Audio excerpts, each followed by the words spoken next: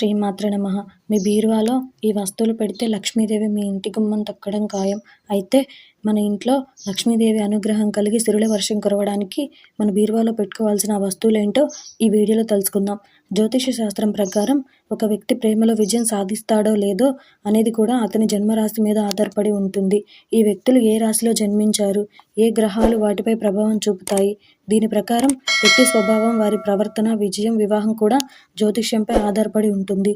రాశులు కూడా ప్రభావితం అవుతాయి. వాస్తుశాస్త్రం ప్రకారం కొన్నింటిని తప్పకుండా నమ్మాలి, పాటించాలి. ముఖ్యంగా ఇంటి విషయంలో ప్రతిదీ వాస్తు ప్రకారం ఉంటేనే సుఖశాంతులు ఉంటాయని పండితులు అంటున్నారు. అయితే చాలామందికి ఎంత ఆదాయం వస్తున్నా డబ్బు నిలవదు, ఆర్థికంగా కష్టాల్లోనే ఉంటారు. అలాంటి వారు కొన్ని జాగ్రత్తలు తీసుకుంటే అదృష్టం తలుపు తడుతుందట. వాస్తుశాస్త్రం ప్రకారం బీరువాలో కొన్ని వస్తువులు ఉంటే ఐశ్వర్యం కలుగుతుందట.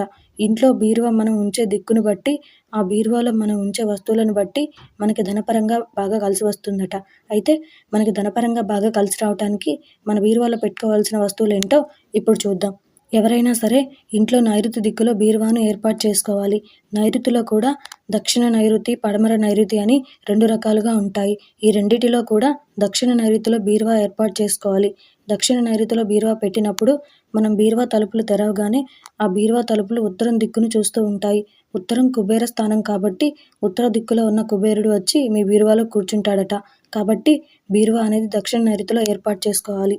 బీరువా ఇంట్లో దక్షిణ నైరుతిలో పెట్టుకున్నప్పుడు చాలామంది తెలియక ఒక ఎరుపు రంగు వస్త్రాన్ని బీరువాలో ఉంచుతారు. బీరువాలో కూడా ఎరుపు రంగు వస్త్రం ఉంచకూడదు. తెల్లటి కాటన్ వస్త్రాన్ని బీరువాలో ఏర్పాటు చేయాలి. దానికి కారణం ఏమిటంటే నవగ్రహాలలో శుక్రుడికి ఇష్టమైన రంగు తెలుపు. శుక్రుడికి అధిష్టాన దేవత అమ్మవారు. కాబట్టి అమ్మవారి అనుగ్రహం వల్ల కనక వర్షం కురవాలంటే బీరువాలో తెలుపు రంగు కాటన్ వస్త్రాన్ని ఏర్పాటు చేసుకోవాలట. బీరువా లోపలి తలుపుకి కుడి చేతితో బంగారు నాణాలు వర్షిస్తూ వరద ముద్రలో పద్మంలో కూర్చొని ఉన్నటువంటి లక్ష్మీదేవి చిత్రం ఉంటే మంచిదట.